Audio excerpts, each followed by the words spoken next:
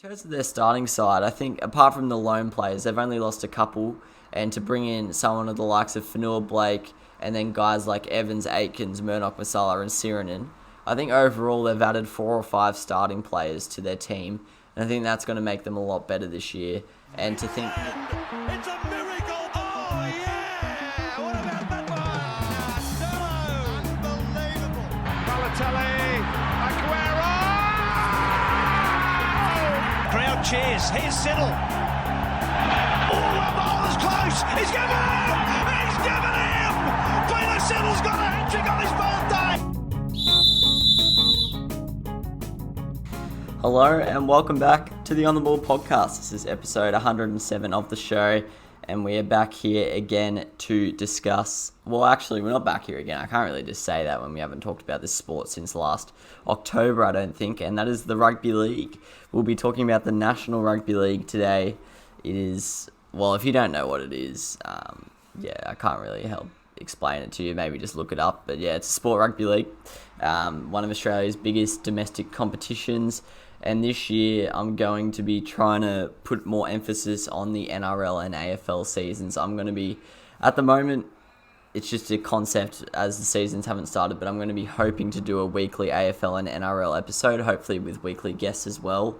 For the NRL, I'm likely going to be getting my dad and brother on to discuss, and then for AFL, probably just mates. So the NRL season starts on the 11th of March, I believe, which is next week. Next Thursday starts with the Storm versus the Rabbitohs, I think, which I will be going to. And then the AFL starts the following weekend. So these AFL and NRL episodes are going to be starting to come thick and fast at you.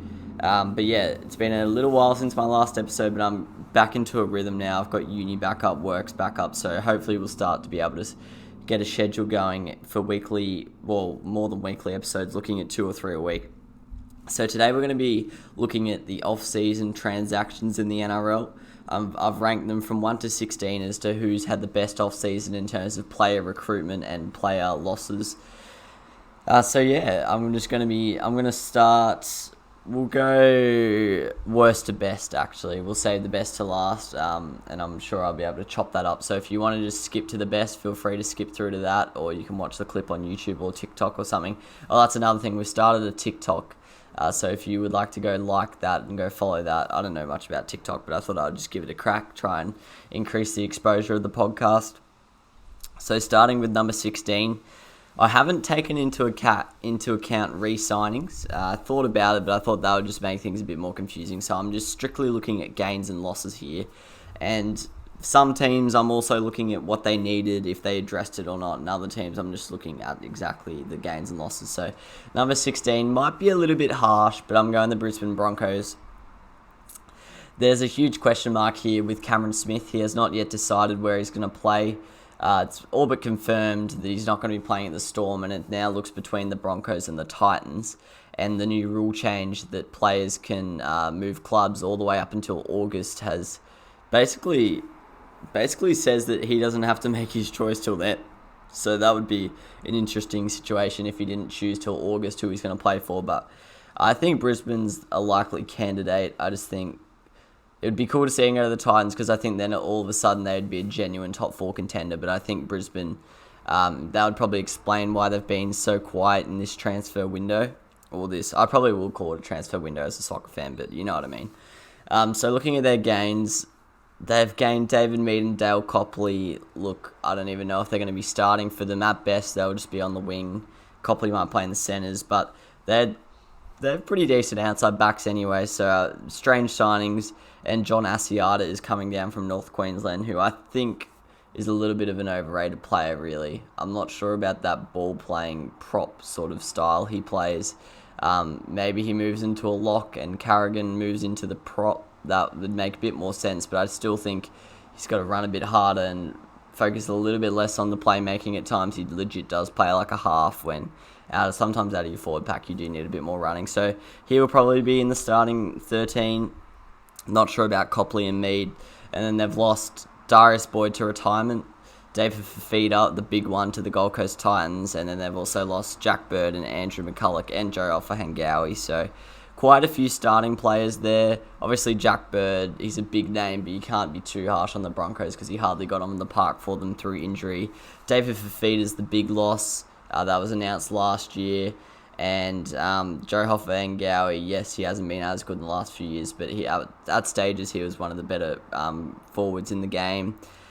Andrew McCulloch as well, we kind of knew he was going to be moved on, but yeah, that's not great either. So just in terms of looking at their starting 13, to me they've lost 3 or 4 players, and they've only put in Asiata, who's might not even start. He might be a bench player at best. So if they don't bring in Cam Smith, I think they've had a pretty awful off-season, and when you consider what they needed to do after last year, it's pretty harrowing. So I kind of respect what they're doing by just simply putting faith in the young guns, blokes like Tessie New, Jordan Ricky and stuff like that. But yeah, for a big club, if they want success this year, I think they've not really addressed many issues that they have.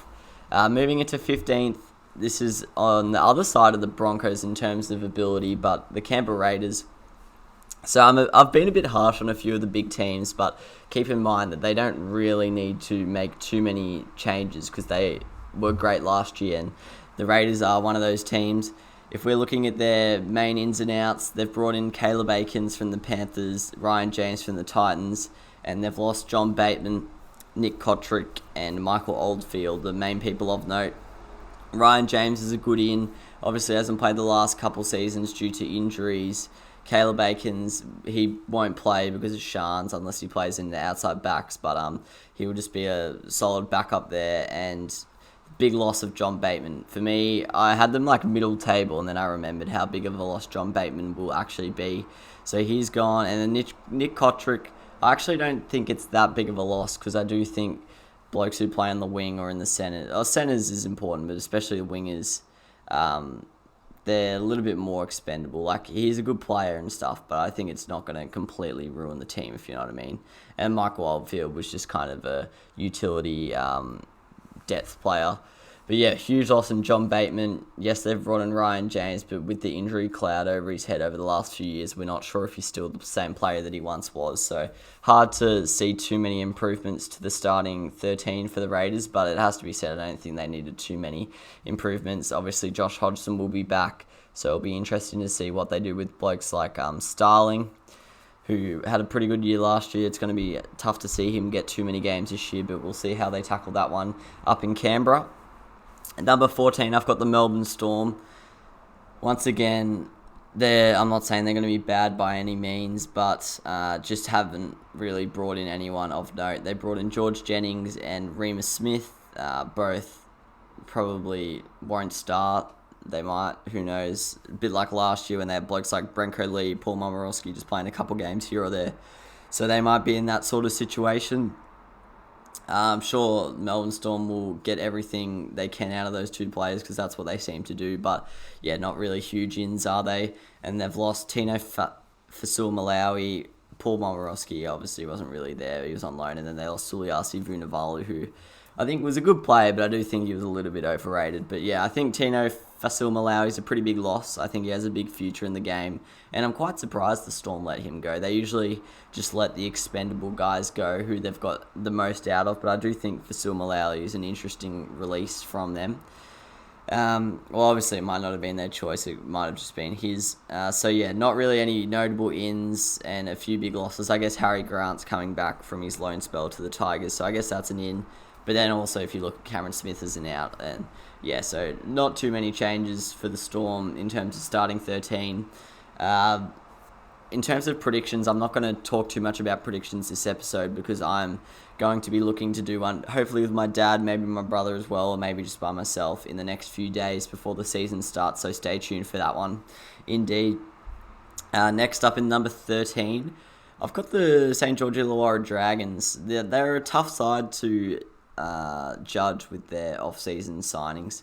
They've brought in Daniel Elwara, who at one point was a pretty good front row. He's kind of gone by the wayside in recent years, was struggling to get game time, went on loan to the Warriors, and now he's ended up at the Dragons. Jack Bird, he was obviously once a very good player, played State of Origin, has struggled with injury. I do think he will be a very good player. It's just whether he can stay on the park. They've also brought in Poasa Famasuli from the Roosters, who went on loan to the Warriors, and also Andrew McCulloch from the Broncos. But yeah, interesting to see. So not too many good ins there, nothing outrageous, but pretty handy ins as well. But then I think they had some big losses. Tyson Frizzell going to the Knights, I think that's a fairly big loss. Obviously, James Graham retired halfway through the season last year. They lost Jacob Host, they lost Tim Laffey, they lost Jason Saab, Tristan Saylor, Corbin Sims, who are all kind of there or thereabouts on the bench. And they also lost Ewan Aitken, who I think was a pretty underrated player at the Dragons. So quite a few losses, not too many that will damage the starting 13, except for maybe Tyson Frizzell. But yeah, a lot less depth, and I just don't think they brought in as many players as they should have, or the kind of talent that they needed to. I do think they have a lot of salary cap tied in with Ben Hunt and Corey Norman, but yeah, interested to see how the Dragons go this year. Number 12, I've got the Penrith Panthers. Once again, a team not too active in the off-season, but obviously don't really need to. They brought in the likes of Matt Eisenhuth from the Tigers. If you don't know, the Tigers are my team, so I'm not a biased fan. If anything, I'm actually usually the other way, and I'm usually too harsh on the Tigers, but thought I'd put a bit of decor on the ironing board today. If you're listening to the podcast, I've just got a West Tigers dreadlocks and a Sri Lankan cricket hat on the board. Anyway, back to that. They've also got Robert Jennings from the Tigers. They've also got Momorowski from the Tigers, Jamin Salmon from the Parramatta Eels, Scott Sorensen from the Cronulla Sharks. So none of those guys are probably going to start for them. They borderline might not even get on the bench. Momorowski might start, actually. I think he's a pretty good player, but they have stacked outside backs to the Penrith Panthers. I don't see any of them starting, really, barring injuries, so they've just added a bit of depth there. In terms of losses, they've lost Caleb Aikens, as I mentioned, a backup fullback from last year. They lost Dane Laurie, who was also a bit of a backup fullback. They lost Josh Mansour to the Rabbitohs. They lost James Tarmo to the Tigers. That's a pretty big loss. They lost Jack Hetherington, who was on loan, out anyway. And they lost Zane Tedavano, which I actually think is a big out. He was a really good player off the bench. He's gone over to the Super League. And Dean Vare has gone to south of France for the Catalans Dragons. So quite a few losses there. None that will harm the starting 13 too much, but just a little bit of a loss of depth. And their ins aren't really going to have an impact too much on the starting side, but they're obviously in a great position with the amount of young talent they have. In 11th, I've got my West Tigers. I think this is a tough one to call, actually. When I think of the Tigers off-season, just as a fan, I think it's one of the worst, but when you actually just look at it in terms of in writing, it's actually not that bad. They've brought in Joe Offahengawi from the Broncos, Dane Laurie from the Panthers, James Roberts from the Rabbitohs. They've also brought in James Tarmo from the Penrith Panthers and Stefano Utokamanu from the Parramatta Eels. Taumo, he's going to be an instant starter. He's already been made captain. I think that's a pretty good signing. James Roberts will pretty much guaranteed start. Joe Offahengawi will probably come off the bench, I would guess. Dane Laurie is rumoured to be starting. People are saying he's a bolter for the fullback spot in round 1, which would be very exciting to see. He's a very good talent.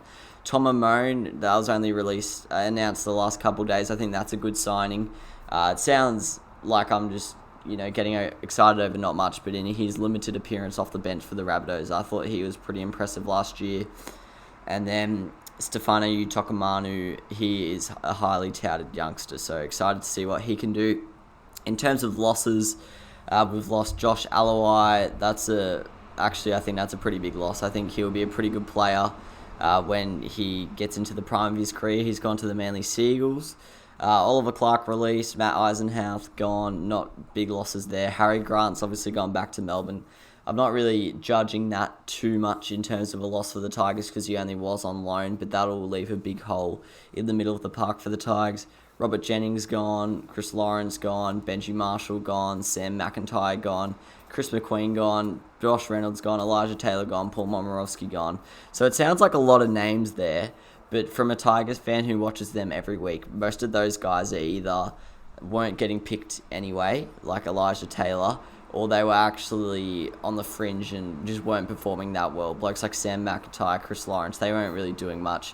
And Benji Marshall, for some reason, like, he's a legend of the game, my favourite player ever probably, but he wasn't great last year. I don't care. You see these occasional highlights once a month of him doing a great try assist, but the media never talks about his missed tackles, the amount of tries he concedes. He makes the outside backs outside him defend poorly, basically, because they're caught in two minds whether to protect Benji. So I actually don't think that's a big loss at all for the Tigers, personally. So yeah, Josh Aloiai is probably the biggest loss there. Obviously Harry Grant, but I'm not really counting that as a loss too much. So yeah, I think it's probably about level in terms of their team last year and this year. It's just going to they're just going to be preying on a few guys just sprouting, really. Blokes like Tommy Talau, Adam Dewey, and like Jacob Little.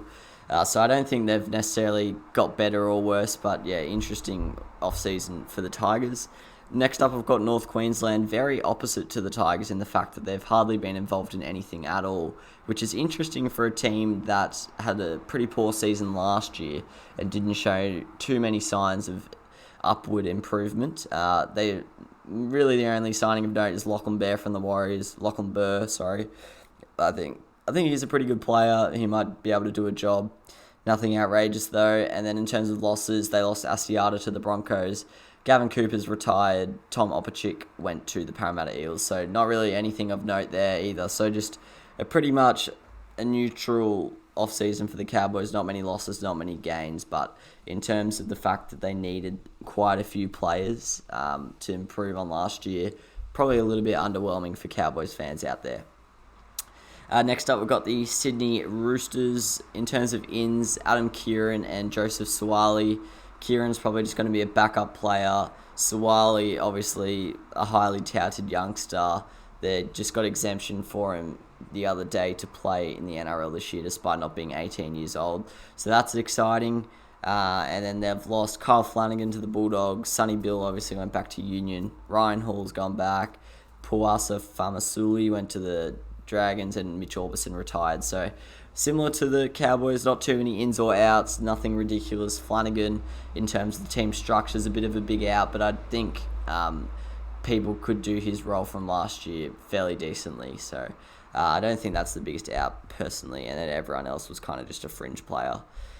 So yeah, I've got the Roosters in at the 9th best off-season for the 2021 season. Alright, moving into the top 8 off-seasons of the 2021 NRL season. Next up, I've got the Cronulla Sutherland Sharks. Very similar to the Cowboys and the Roosters, just not many ins or outs, so basically not a net gain or a net loss in terms of their squad ability, just a solid off-season. They gained Aidan Tolman from the Bulldogs, who will probably start, and they lost Jason Bakuya and Scott Sorensen, so not really anything impressive there or anything to note. Not really anything else to add really for the Sharks. We'll probably talk more about their season in the predictions episode coming up next week. Parramatta, I've got in at 7th, probably one of the higher ranked teams that were highly positioned in the ladder last year. I've got them in at 7th. They have a lot of ins and outs like the Tigers do, but to be honest, not too many big names going either way. They've brought in Bryce Cartwright, who is a big name, but I don't think it's going to have too much impact on their team. I think he's likely just going to be a bench player.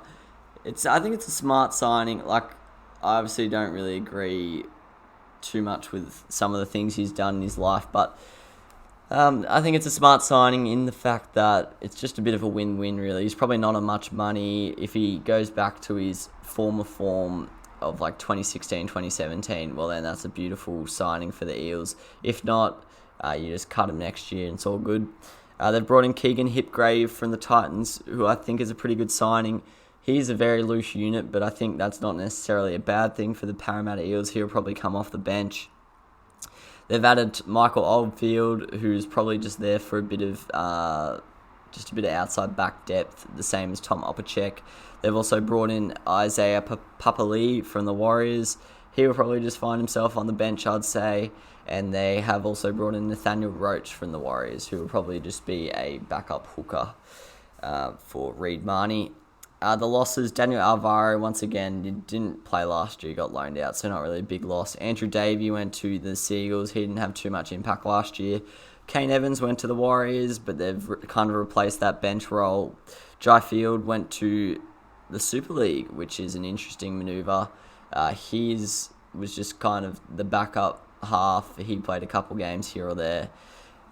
George Jennings went to the Storm. David Gower retired. Jamin Salmon went to the Penrith Panthers. Takarangi went to the Hull Kingston Rovers, and Utokamanu went to the Tigers. So not really any starters being lost there, just a lot of bench and depth players. So yeah, I think overall fairly decent off-season for them. They've added a couple of bench pieces and a few guys with big upside like Hipgrave and Cartwright and Papali, but not really any big losses either to note. So I think fairly good off-season for the Eels. In at 6th, I've got the Manly Warringah Seagulls. This was a hard one to judge, I found, because there's some big names, but not necessarily some big changes to their quality. They brought in Josh Elwara, which I think is a pretty good signing. He's a good young prop who I think has a lot of potential. Brought in Andrew Davey, who might just do a role for them off the bench or in the back row starting, because they have let Joel Thompson go to St. Helens. They also brought in Kieran Foran from the Bulldogs, and I don't even know if he's going to start. Will Schuster. Oh, is his name Will? That's the guy from Glee, Mr. Schuster. But something Schuster. I actually don't know what his first name is, to be honest. He might be the starting 5'8", so Foran might not even play, but that's a bit similar to the Bryce Cartwright thing. That's probably a win-win signing. Jason Saab, he has upside as a winger, but I'm not sure if he'll play. And then they've lost Brendan Elliott, who I never really rated. Fanua Blake, that's a massive out, and is probably a reason why they've not deserve to be this high in this list, because I do think he's probably the best prop in the league. They've also lost Danny Levi, but I'm assuming Manasi Fainu's coming back in the hooking role. Who else have they lost? Joel Thompson and Corey Waddell. So not too many big losses there. Adam Fanua-Blake's the big one, but apart from that, Joel Thompson's really the only other starter, and they have gained Aloi, Davey, Foran, and Saab. So overall, they might not deserve to be this high, but at least they got involved a little bit, unlike teams like the Cowboys and the Sharks. So thought I would reward them a little bit. Now moving into the top 5. In 5th, I've got the South Sydney Rabbitohs. Obviously, the big in of Jai Arrow from the Gold Coast Titans. I think that's a pretty good signing. I think at times last year their forward pack did let them down, especially in the first 2 months of the competition. So I think he will definitely add a bit of oomph to that middle. They've also brought in Jacob Host for a bit of skill on the edge in the back row. Not sure if he'll play too much. Might just come off the bench. They've also brought in Josh Mansour on the wing. Once again, I don't even know if he'll start. He might do, as Corey Allen has left, but I know they do have Alex Johnston, Kemp Graham and others, so we'll see about that. Benji Marshall, big name, but not sure if he'll have too much impact. Obviously, they have Cody Walker and Adam Reynolds, so he's probably just there in case of injury. And then they've lost Corey Allen to the Bulldogs, Tom Amone to the Tigers, Bryson Goodwin and Jack Johns to the Newcastle Knights. Ethan Lowe's retired. James Roberts has gone to the Tigers. Baylor Siren has gone to the Warriors. So quite a few fairly well-known names there leaving, but not really any starters. Corey Allen just kind of played because Latrell was injured. James Roberts was in and out of the side. Sirenen was decent off the bench, but didn't really force himself into the starting lineup too often. Ethan Lowe was a bit of a bench player. So overall, I think it's a fairly good off-season for the Rabbitohs. They didn't really lose anyone, and they didn't really gain anyone apart from Jai Arrow, and I guess you could say Josh Mansour's a decent signing. So I think it's a pretty good off-season for the Rabbitohs to not lose too many big names. In 4th, now the top 4, probably all teams in a similar sort of position, all on the fringe of the 8, just looking to move up. The Knights, obviously you can work out who I haven't mentioned. They're a little bit higher up and the Bulldogs are a bit lower down, but they're all looking to push into the top 8 this year, top 6 maybe. So in 4th, I've got the Canterbury Bankstown Bulldogs. This was a tough one to rank because I do believe some of their signings are a little bit overrated, but overall, compared to their team last year, I do think it has improved. They brought in Corey Allen from the South Sydney Rabbitohs. I will be assuming that he will start in the fullback spot. He definitely showed signs last year, and every week he started, he got better and better. So I think that's a pretty good pickup from them. They brought in Nick Kotrick, who I talked about in the Raiders section. I do think he's on a bit too much money personally. for an outside back, but I'm sure he'll have a big impact on the Bulldogs season. They've brought in Kyle Flanagan from the Roosters to play halfback. I think that's definitely needed. The halves definitely needed someone they needed to bring someone in who can just kind of take control and just be there for the 25 rounds this year, because last year it was changing every second week. So I think Flanagan will provide that for them. They've also brought in Jack Hetherington, who I think is a pretty good signing. He was on loan at the Warriors from the Panthers. He was a bloody loose unit, so he needs to probably rein it in a little bit, but that aggression in the middle of the field is good to see. And they've also brought in Corey Waddell, who will probably just do a job for them off the bench. He came from the Manly Seagulls. They've lost Jack Cogger. He was in and out of the side every week. He went to the Super League. They've lost Foran, who couldn't really string too many games together through injury. Kerrod Holland's gone through retirement. I think he was a pretty good player, but can't really do much about someone retiring. Marcelo Montoya's gone to the Warriors. He couldn't really start. Remus Smith has gone to the Storm. He couldn't nail on a start. And Suaso Su and Aiden Tolman are both gone, who I think are good players, but they're probably at the back end of their careers now. Suaso Su's gone to the Knights and Tolman went to the Sharks. So overall, I think it was a pretty good season. They've got some young talent coming in. It's exciting times for them, so it'll be interesting to see how they go. They've taken some big risks there, spent a lot of money on some young players, but hopefully it pays off for the Canterbury Bankstown Bulldogs and their fans. Now, top three time. In at third, I've got the Newcastle Knights, the men from the Hunter, the Gaines. They've gained Tyson Frizzell from the Dragons. That's a big signing. In at second row, he's going to be replacing Sione Matautia, who has gone to St. Helens. Blake Green came in last year. Obviously, then I think he did his ACL, so I don't even know if he's fit this year, but that's a decent signing for some depth. They've also brought in Suaso Su from the Bulldogs, who I did say is at the end of his career, but I know at his time at the Tigers, actually, he was a pretty good player, and even in his few years at the Bulldogs, I thought he always adds a little bit to games when he comes on, usually off the bench.